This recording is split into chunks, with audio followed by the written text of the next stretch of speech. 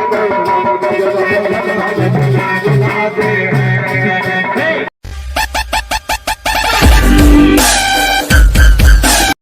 Guys, welcome to my channel. आज मैं आई हूँ दयानंद बिहार के सेंट्रल पार्क में और यहाँ हो रहा हिंदू सम्मेलन का बहुत बड़ा प्रोग्राम। और यहाँ देखिए संगीत शुरू हो गया, अतिथिगण आने वाले हैं, तो बने रहिए मेरे संग। देखते हैं आज क्या होने वाला है और कौन कौन आने वाला है। जिस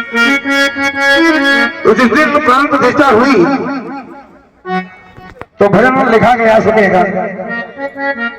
हनुमान खुश है, हनुमान खुश है, तन को फिर से लगा है सिंदूर से। हनुमान खुश है फिर से, हनुमान खुश है फिर से, तन को लगा है सिंदूर से। हनुमान खुश है फिर से, तन को लगा है सिंदूर से।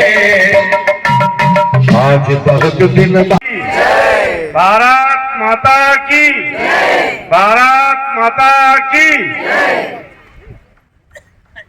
आप सभी उपस्थित सनातन हिंदुओं को प्रणाम करता हूं। आप सभी का स्वागत, अभिनंदन है। आज का ये कार्यक्रम हिंदू सम्मेलन आज की आवश्यकता के अनुसार है।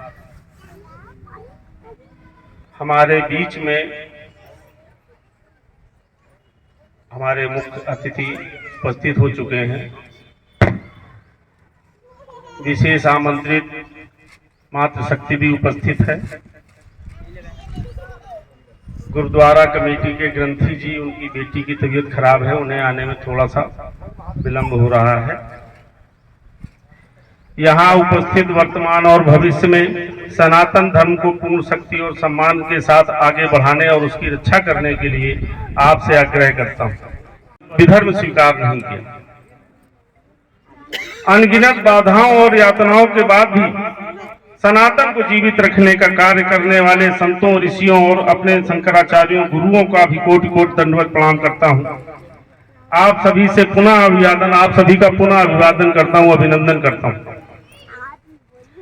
आज इस सनातन एकता के उद्देश्य से आयोजित की जा रही सभा की अध्यक्षता डॉक्टर अमिता जी। विशेष अतिथि के रूप में हमारे सौभाग्य है कि आज हमारे इस महत्वपूर्ण कार्यक्रम में अपनी गरिमा में उपस्थिति से हमें गौरवान्वित करने के लिए माननीय श्री गोपाल सिंह जी उपस्थित हैं।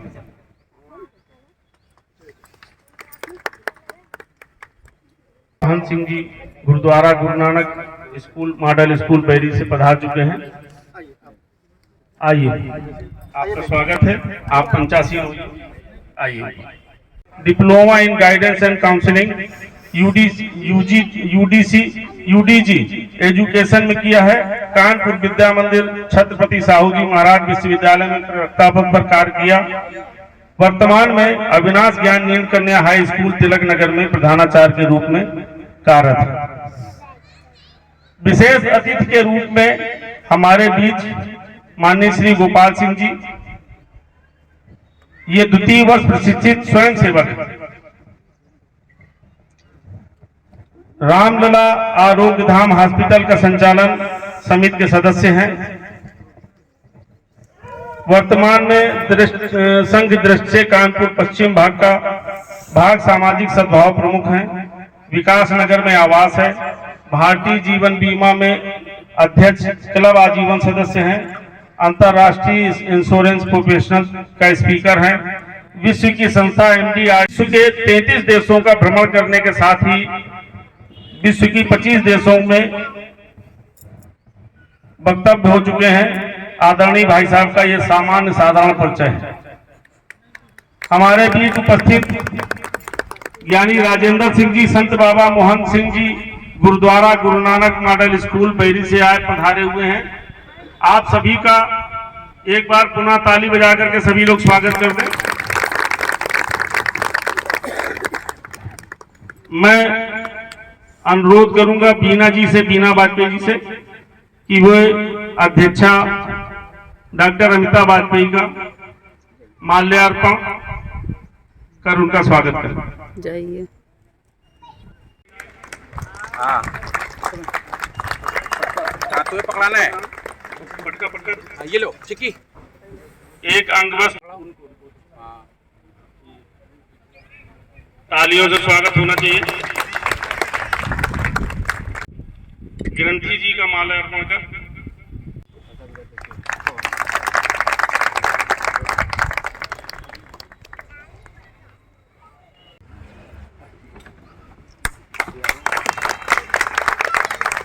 कर रहे हैं। सनातन धर्म में अगर हम एकजुट नहीं हुए तो एक समय ऐसा भी आ सकता है कि हमको दीप प्रज्वलन करने के लिए किसी से अनुमति लेना पड़े। हो सकता है हमको इसके लिए अपने घर का स्थान चुनना पड़े, बाहर सार्वजनिक रूप से ना कर सके। इसलिए मेरा सभी सबसे सादर अनुरोध है कि सनातन को एक होना बहुत ज्यादा जरूरी है। इस पे मनन भी करें आप लोग। अगर ये केवल मंच से कही गई बात है तो इसको मन से कही गई बात न समझे, मन से कही गई बात समझिए। ये बहुत जरूरी है कि हम एक हो जाएं। हमें बांटा गया, हम कभी बटे हुए नहीं थे, हमें बांटा गया। हमारे शरीर के अंगों को अलग अलग दिशाओं में दिखाया गया कि ये हाथ है, ये पैर है, शरीर नहीं कहा गया। हम हमेशा से सदैव से शरीर रहे, लेकिन हमको हमारे अंगों के रूप में प्रस्तुत किया गया। वो हटाना है, हमको हमारे मन से हटाना है। और इसके लिए हमें और आपको मन से सोचना पड़ेगा। मन के विकार को दूर करने के लिए जो हमारे मन में बीज बोया गया, उसको दूर करने के लिए ये सम्मेलन चल रहा है। विश्व जगेगा, हिंदू जगह, विश्व जगेगा, हिंदू जगह तो विश्व जगेगा। हम जागेंगे, सब जागेंगे, हम जागेंगे, सब जागेंगे, हम जागेंगे, सब जागेंगे। हिंदू हिंदू एक रहेंगे, भेदभाव को नहीं सहेंगे, भेदभाव को नहीं सहेंगे। हिंदू हिंदू एक रहेंगे, भेदभाव को नहीं सहेंगे। हिंदू हिंदू एक रहेंगे, भेदभाव को नहीं सहेंगे। हम कहेंगे जात पात की करो विदाई, हिंदू विदाई, हिंदू भाई भाई। जात पात की करो विदाई, हिंदू हिंदू भाई भाई। हिंदू जगह तो विश्व जगेगा, हिंदू जगह तो। आए हुए सभी सनातनियों को सादर सनातन प्रणाम करता हूं। दोस्तों, आज ये देखकर बड़ी खुशी हो रही कि हमारे भाइयों ने यहाँ पे बैलेंस कर दिया। बिल्कुल 50-50 का हुआ है, जो सरकार नहीं कर पाई वो हमारे साथियों ने कर दिया। इसके लिए भी आप सबका स्वागत है, तालियां बजाकर स्वागत कर सकते हैं। हम सप्त सिंधु के बिंदु हैं, हम तुहिनांचल के इंदु हैं, परिचय इतना इतिहास ही। हम हिंदू हैं, हम हिंदू हैं, हम हिंदू हैं, हम हिंदू हैं। होना चाहिए। मैंने कुछ कोशिश की है, एक गीत लिखा है जिसमें कुछ प्रतीकों का सहारा लिया है, राधा और कृष्ण के माध्यम से कुछ कहने का प्रयास किया है। आप सभी विदुषी देवियां और मनीषी भाई इसको समझेंगे और जहां उचित समझेंगे करतल ध्वनि बजाकर स्वागत कर सकते हैं।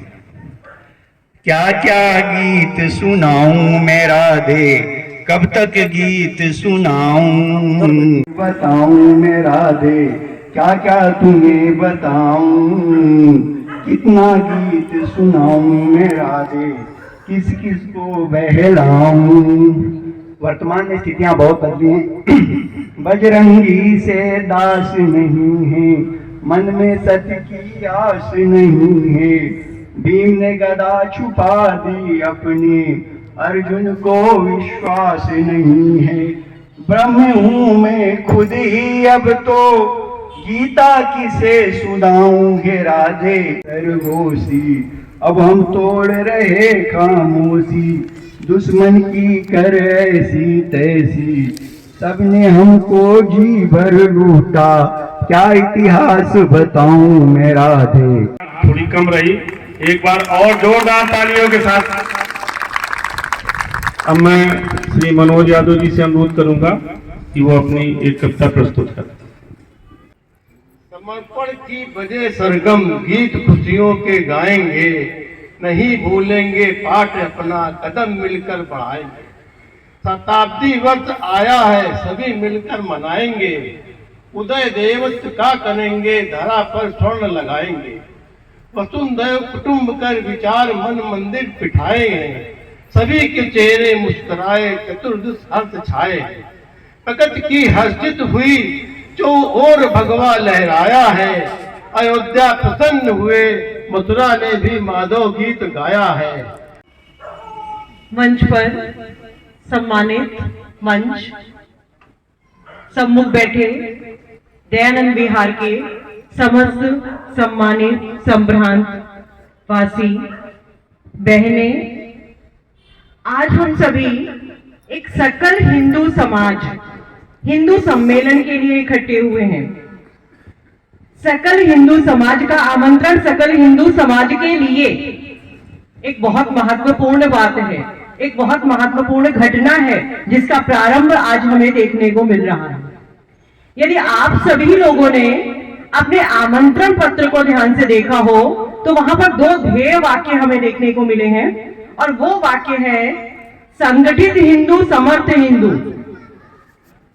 अर्थात जिस प्रयोजन से आज हम यहाँ इकट्ठे हुए हैं उसका एकमात्र उद्देश्य है हमें संगठित करना और हमें समर्थवान बनाना, हमारे सामर्थ्य को बढ़ाना, हिंदू जागरण को एक दिशा और नई ऊर्जा प्रदान करने के लिए सर्व हिंदू समाज के द्वारा सनातन एवं सामाजिक एकता के प्रतीक के रूप में आज इस कार्यक्रम में आए हुए सभी बांधवों से ये तो निश्चित हो जाता है कि हमारे मन में आज भी वो ललक है जिसके तहत हमने अपने इस सनातन धर्म को आज भी जीवित रखा है।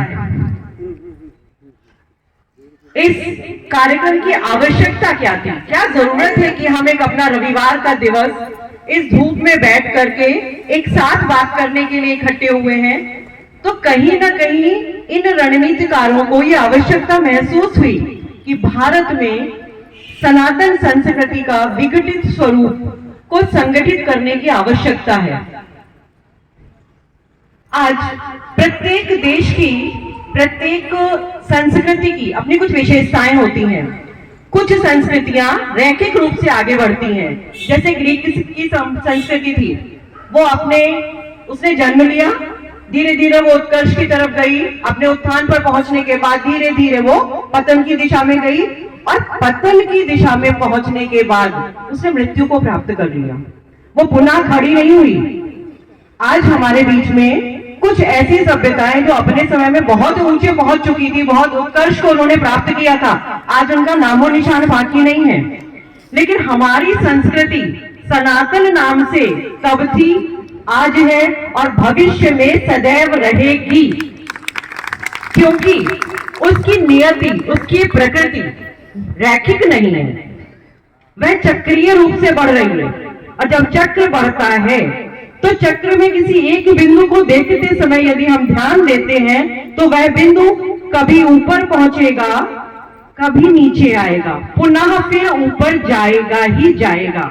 ये है हमारी सनातन संस्कृति, और यही कारण है कि हमारी संस्कृति में कई बार हमने उत्थान को छुआ, कई बार हम पतन के गर्त में गए, लेकिन हमने फिर से ऊर्जा इकट्ठी की। हमारे समाज में हमारे मनीषियों ने, हमारे ऋषियों ने, हमारे महापुरुषों ने वो ऊर्जा हमारे समाज को दी, समाज संगठित हुआ, और उस संगठन के बाद हम पुनः अपने उत्थान की तरफ पहुंच चुके हैं।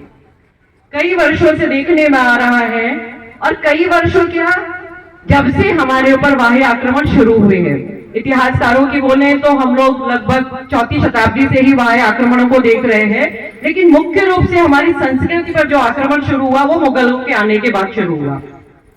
उस संस्कृति के, हमारी भारतीय संस्कृति, सनातन संस्कृति की बहुत बड़ी विशेषता है, ये किसी भी नई चीज को अपने अंदर शामिल करने का प्रयास करती है, लेकिन उसकी इसी विशेषता का दुरुपयोग किया हमारी बाह्य पाश्चात्य संस्कृतियों ने। और आज के देश में हमारी संस्कृति एक संक्रमण काल से देख रही है।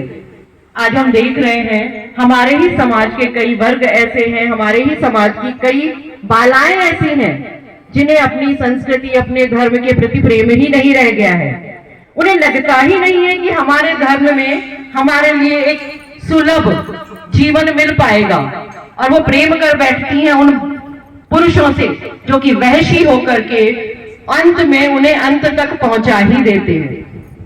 तो ये सब विकृतियां जो हमें देखने को मिल रही हैं, यदि इन पर हम बैठकर आज चर्चा नहीं करेंगे तो आज हम जिस उम्र के लोग यहाँ पर इकट्ठा हुए हैं, ये अपनी अगली पीढ़ी को दिशा भ्रमण से रोक नहीं पाएंगे। तो बहुत जरूरी है ऐसे कार्यक्रम जहां पर हम सभी मिलकर बैठे और सामाजिक परिवर्तन को एक दिशा प्रदान करें। परिवर्तन तो होना है और वो अवश्यंभावी है, लेकिन उस परिवर्तन को एक दिशा देना बहुत जरूरी है। और उसी दिशा को देने के लिए आज हम यहाँ पर पंच परिवर्तन के आयामों पर चर्चा करेंगे। पंच परिवर्तन क्या होते हैं? इसमें हम 5 परिवर्तनों की बात करते हैं। पहला परिवर्तन है सामाजिक समरसता, दूसरा परिवर्तन है पर्यावरण संरक्षण, तीसरा बिंदु होगा कुटुंब प्रबोधन, चौथा बिंदु होगा स्व आधारित जीवन और पंचम बिंदु होगा नागरिक कर्तव्य बोध। इन सारे बिंदुओं पर चर्चा करके हम थोड़े समय पे ये देख सकते हैं कि हम अपने दैनिक जीवन में क्या परिवर्तन करें, ताकि हम अपने समाज के प्रति अपने योगदान को सुनिश्चित कर सकें। मनुष्य जीवन बड़ी मुश्किल से मिलता है। कहते हैं, विवेकानंद जी का कहना था कि 84 लाख योनियों में जब हम सदकर्म इकट्ठा करते हैं तब मानव का जन्म होता है, और जब उन सदकर्मों का 2 गुना कर्म इकट्ठा करते हैं तब भारत भूमि में जन्म होता है, और जब उसका 4 गुना कर्म इकट्ठा करते हैं तब हिंदू धर्म में हमारा जन्म होता है। इस जन्म ने ये सुनिश्चित कर दिया कि हम पूर्व में बहुत सत्कर्म करके आए हैं, लेकिन उस सत्कर्मों को आज भी प्रकाशित करने की जरूरत है। और उस जरूरत को ध्यान में रखते हुए सबसे पहले हम चर्चा शुरू करते हैं सामाजिक समरसता की। समरसता एक बहुत ही सामान्य सा शब्द है। समरस यानी एक सार होना। आपको भी पता है कि हमारे समाज में हमें 4 वर्णों में बांटा गया, और ये 4 वर्ण जो आज जन्म आधारित दिख रहे हैं, पहले कर्म आधारित थे। यदि आपने गीता का अध्ययन किया होगा, वहां पर स्पष्ट लिखा है, श्री कृष्ण जी ने स्पष्ट बताया है कि जो जिस कर्म को करता है वो उस वर्ण का साक्षी हो जाता है। और वही ये दर्शाता है कि यदि किसी परिवार में एक पिता किसानी का काम कर रहा है और उनका पुत्र योद्धा बनके क्षत्रिय बनके निकलता है, तो उस वर्ण व्यवस्था को धीरे धीरे जन्म आधारित होना समाज में पतन की दिशा में जाने का एक इंगित, एक संकेत मात्र था। लेकिन ये समस्या यहां से नहीं होगी। समस्या होगी है जब हमारे पास बाहरी आक्रमणकारी आए और उन्होंने हमारे इस संगठन के इस ढांचे को और ज्यादा कुरूपित कर दिया। उन्होंने हमारे अंदर भेदभाव के वो बीज डाले कि आज भी हम उसका मैला ढो रहे हैं अपने मस्तिष्क में, और जब तक हम ये मैला ढोना बंद नहीं करेंगे, हमारा हिंदू समाज संगठित नहीं हो सकता है। तो हमें पहले तो वर्ण आधारित, जिसको हम जाति आधारित भी बोलते हैं, इस प्रकार के संस्कारों में समानता की भावना आनी है। लेकिन सिर्फ वर्ण की समस्या नहीं है, लिंग की भी समस्या है। स्त्रियों को प्रत्येक परिवार में वो दर्जा मिलना जहां पर बराबरी की बात होती है, आज हमारी मानसिकता में नहीं था। आपने यदि गार्गी, मैत्री ऐसी विदुषियों को सुना हो तो आपने देखा होगा कि जिस समय वैदिक संस्कृति थी वहां पर बराबर से सारे अधिकार स्त्रियों और पुरुषों में बटे थे। लेकिन मुगलों के आक्रमण के बाद उनकी कुदृष्टि से बचने के लिए समाज ने धीरे धीरे, हिंदू समाज ने अपनी स्त्रियों को घर के अंदर रखना शुरू किया। वो उनकी मजबूरी थी। यदि वे उन्हें अंदर नहीं रखते तो हमारी बेटियां, हमारी बहुएं हमारे घरों से ले जाई जाती थी। और कहते हैं कि विवाह के बाद ये जो हमारे रात्रि के विवाह का प्रचलन हुआ, ये इस प्रकार की जो भी विसंगतियां हम अपने समाज में देख रहे हैं, इसका बहुत पुराना एक कारण है। वो हमारे यहाँ की नव विवाहितों को उठा ले जाते थे, 8 दिन अपने रणवास में रखते थे और उसके बाद 9वें दिन आकर के आपके परिवार को सौंप देते थे। कौन परिवार चाहेगा कि इस प्रकार की विकृतियां, ऐसी विकृत अवस्था में हमारी बेटियां रहे? तो हमने विवाह रात में करने शुरू हुए। उनकी शिक्षा ना हो सके, इसलिए उन्होंने इतने अत्याचार किए महिलाओं पर कि उस समय के पुरुष समाज को हमें अंदर लाना पड़ा, हमें सुरक्षित रखने के लिए। लेकिन अब समय बदल चुका है, तो अब हमें अपनी मानसिकता भी बदलने की जरूरत है। है, हिंदू को कमजोर न समझो, ये भारत भूल है। वंदे मातरम। डॉक्टर अनीता सिंह जी की ओजस्वी वाणी से हिंदू सनातन धर्म के संबंध में जो अच्छे से अच्छा हो सकता था उनके द्वारा कहा गया।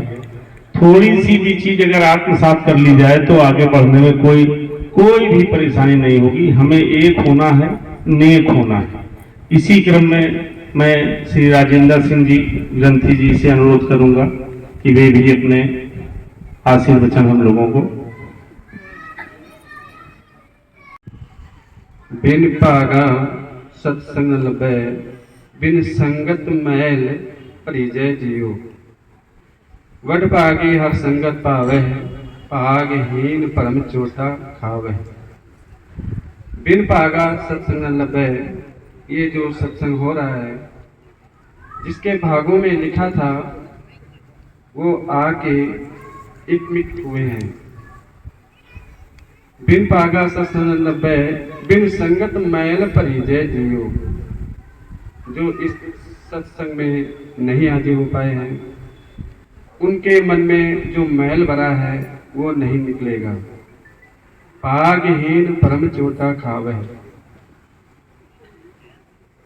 जिनके मन के अंदर मैल नहीं निकलता है वो चोट ही खाता है। आओ अब कुछ इतिहास मैं आप लोगों को बताना चाहता हूँ। सन 1675 ईस्वी में जब जम्मू कश्मीर के राजा कृपाराम दुबे के ऊपर औरंगजेब ने अत्याचार किया था, औरंगजेब ने ऐलान किया था कृपाराम दुबे से कि तुम सब राजाओं के राजा हो और मैं इस हिंदुस्तान में एक एक हिंदू को इस्लाम कबूल करवाना चाहता हूँ। तब उनके ऊपर यही जुर्म हुआ था कि आप इस्लाम कबूल करो। कृपाराम दुबे से कहा था औरंगजेब ने। तब कविताराम दुबे जी ने जम्मू कश्मीर से 500 पंडितों का जत्था लेके 9वें गुरु धन गुरु तेग बहादुर जी के कचहरी में आनंदपुर साहिब पंजाब में गए। उन्होंने कृपाराम दुबे जी ने गुरु तेग बहादुर जी से कहा कि हे दीनबंधु दाता, मेरा हिंदू धर्म बड़े संकट में पड़ गया है। तो गुरु तेग बहादुर जी ने पूछा कि क्या मसला है। तो उन्होंने बताया कृपाराम दुबे जी ने कि औरंगजेब ने मुझे इस्लाम कबूल करने को कहा है। उसका सपना ये था कि मैं हिंदुस्तान में हिंदू धर्म को मिटाना चाहता हूँ और पूरे हिंदुस्तान में मुसलमान राज करेगा। बहादुर जी से नहीं देखा गया।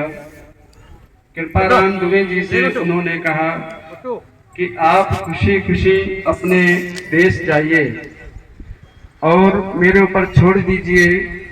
तो गुरु तेग बहादुर जी ने पैगाम भेजा औरंगजेब से कि जाओ, पहले मुझे इस्लाम कबूल कराओ। अगर मुझे इस्लाम कबूल आपने करवा लिया तो एक एक हिंदू तुमको ढूंढना नहीं पड़ेगा, सारे हिंदू इस्लाम कबूल कर लेंगे। अब माफ करना, हिंदू धर्म की बला गुरु तेग बहादुर जी ने अपने सर ले ली और औरंगजेब के पास पैगाम भेज दिया। औरंगजेब ने कहा कि जाओ दिल्ली में हमारे कचहरी में गुरु तेग बहादुर जी को पेश किया जाए।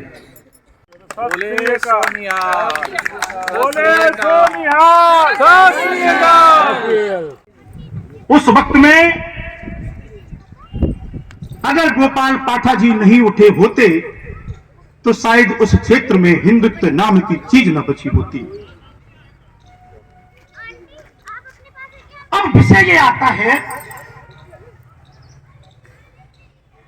युगों युगों से ये हिंदू धर्म का देश, हिंदुओं का देश इतने अपवित्र लोगों से अपवित्र कैसे होता रहा? घोड़ आए, शक आए, मुगल आए, पुर्तगाली आए, फ्रांसीसी आए, अंग्रेज आए, उन्होंने हमारी संपत्ति, संपदा, संस्कार और संस्कृति का तहस नहस करने की कोशिश की। हमारी ग्रंथी साहब ने बताया, अभी आदरणीय हमारी बहन ने भी अभी अपने वक्तव्य में बखान किया। तब भी हम अपने पूर्वजों की वजह से, क्या हमारे पास शक्ति की कमी थी? क्या हमारे पास विद्या की कमी थी? क्या हमारे पास संस्कारों की कमी थी? एक से बढ़कर एक शक्तिमान लोग, एक से बढ़कर एक विद्वान ऋषि मुनि, 3 युगों की बीती हुई हमारी संस्कृति, धन संपदा की कोई कमी नहीं। उसके बाद भी लुटेरे आए और लूटते रहे, और लूटने वाला अगर कोई एक समुदाय बना तो वो हिंदू समुदाय बना। क्या आज भी वैसी स्थिति नहीं है?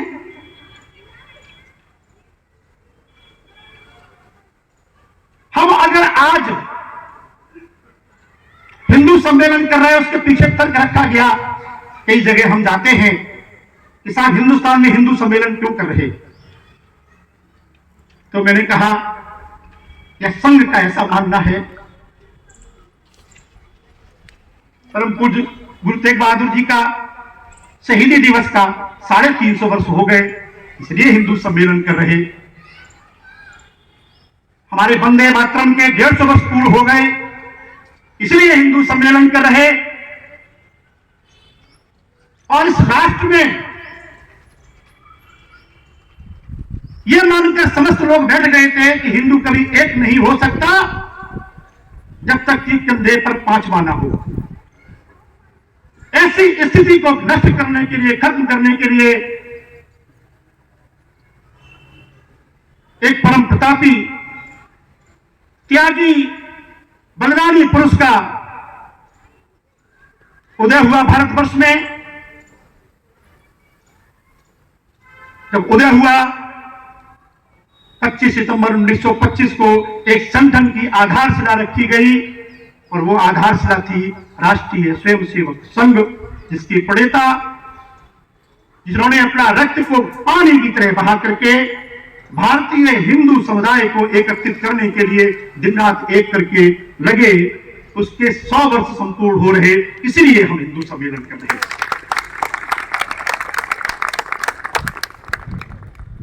परम पूज्य डॉक्टर केशव बलराम हेडगेवार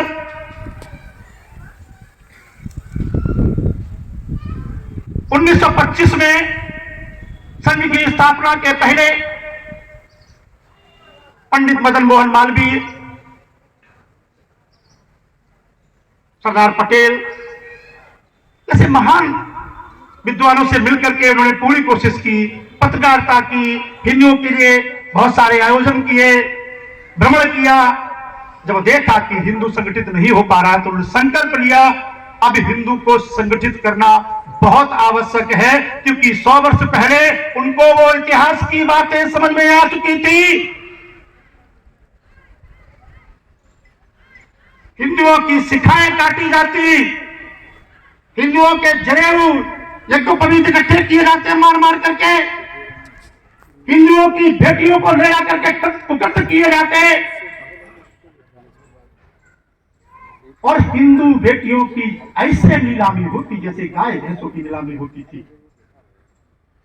वो दृश्य जब पढ़ करके उनको लगता था कि आने वाले समय में ये जो भारत सरकार में राज्य करने के लिए लालायित पार्टियां हैं, उनका सिर्फ एक ही मकसद है, कैसे भी करके सत्ता हासिल करना, और सत्ता हासिल करने को चलेंगे, बट हिंदू समुदाय के लिए शायद कुछ ना करें। एक प्रसंग आता है, अगर हम अपने मां का ऑपरेशन कराने चले, मेरी मां सन कक्ष में जाए और जब सन कक्ष निकल के बाहर आए, पुत्र पूछे कि डॉक्टर साहब मेरी मां स्वस्थ तो है ना? डॉक्टर जवाब दे, आपकी मां का ऑपरेशन तो सफल रहा, लेकिन दुख है उसको बचा नहीं सके। ये भारत वर्ष की स्थिति भी 1947 में ऐसे ही हुई। हम सबके पूर्वजों ने, महान क्रांतिकारियों ने बलिदान दिए, उच्चतम बलिदान दिए, लेकिन परिणाम क्या निकला?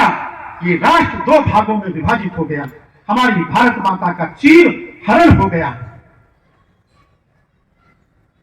तब भी हम शांत रहे, हम जागृत नहीं हुए, हम विस्मृत हो गए।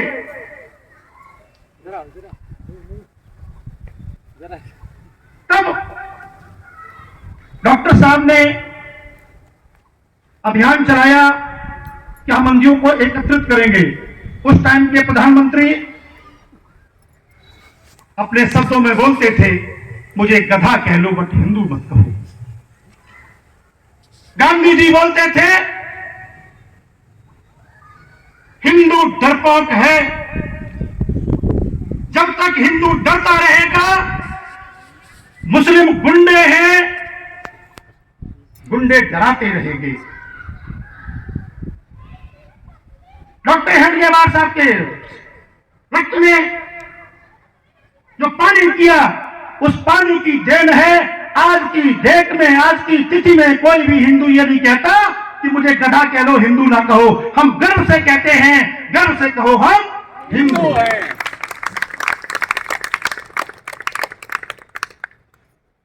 राष्ट्र, संस्कृति, समाज उसकी पूजा करता जिसके हाथ में शक्ति होती। बिना शक्ति के पूजा नहीं होती। बिल्कुल सही। मर रहे, हम ऐसे ही उत्तरोत्तर बढ़ते रहे, पूरे विश्व पर राज्य करें, जो कि जल्दी होने वाला है। समय सिर्फ एक ही बात के लिए कह रहा है, वो ये है कि आपको संगठित होना पड़ेगा, सबका हाथ पकड़ना पड़ेगा, अपनी संस्कृति को अपनाना पड़ेगा। ऐसा कर पाए तो विश्व गुरु बनेंगे, आपको कोई रोक नहीं पाएगा। और ये कहना कतई सही नहीं है कि छुआछूत हम मानते हैं। अगर मानते होते तो बांग्लादेश में जो हमारे हिंदू बंधु मारे जा रहे हैं ना आज, और वो कौन है वो सबको मालूम है, लेकिन दर्द भारत वर्ष में हर एक हिंदू परिवार के दिल दिमाग में है। इसका मतलब यह है कि हम हिंदुओं का डीएनए पूरे विश्व में जहां जहां भी है, सिर्फ और सिर्फ एक है। हम कदापि अलग नहीं हैं।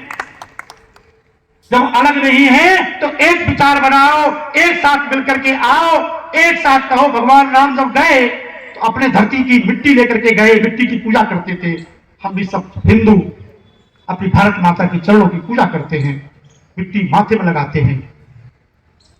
समय हो रहा है, मैं अपनी वाणी को विराम दूं, उसके पहले मैं आपसे एक प्रार्थना करूंगा।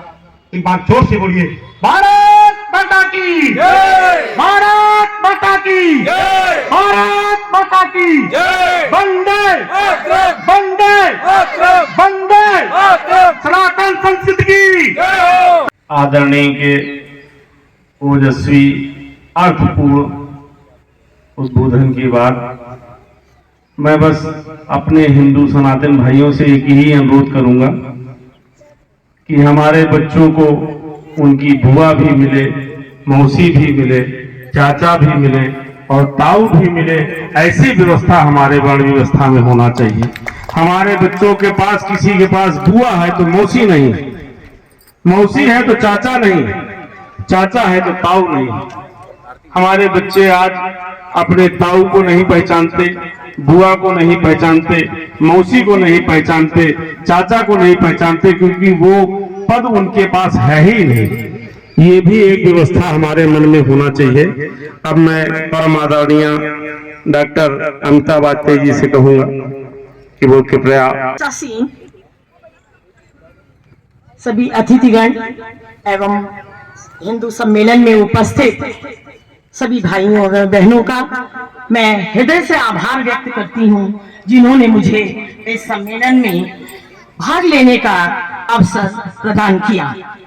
जैसा कि अभी सभी माननीय अतिथिगण, उन्होंने बहुत अच्छी तरह से हम लोगों को समझाया कि हम सबको एक रहने की ज़रूरत है और इसके बाद भारत माता की आरती शुरू हो चुकी है। आप देखिए सभी लोग आरती कर रहे हैं। तो आज बहुत ही अच्छा अवसर था, हम लोगों को बहुत कुछ ज्ञान भी हुआ, जो चीज़ें जानकारी नहीं थी वो भी हुई हैं। और जितने भी अतिथिगण आए हैं सभी लोग आरती कर रहे हैं भारत माता की। और भारत माँ तो हम लोगों की वो माँ है जिनको हम लोग बचपन से ही इस राष्ट्रभक्ति में इतने मग्न रहते हैं, लेकिन कुछ गृहस्थी के कारण कुछ भूल से जाते हैं। लेकिन आज बहुत जागरूक हुए हैं, सभी लोगों ने बहुत जागरूक किया है, बहुत ही अच्छा लगा है। और आज सबको फिर से एक होने की ज़रूरत है कि कहीं ना कहीं हिंदू का अस्तित्व कुछ सिमटता जा रहा है। तो और आप लोगों को मेरा चैनल अच्छा लगे लाइक सब्सक्राइब कमेंट जरूर कीजिएगा और बोलिए मेरे संग राधे राधे।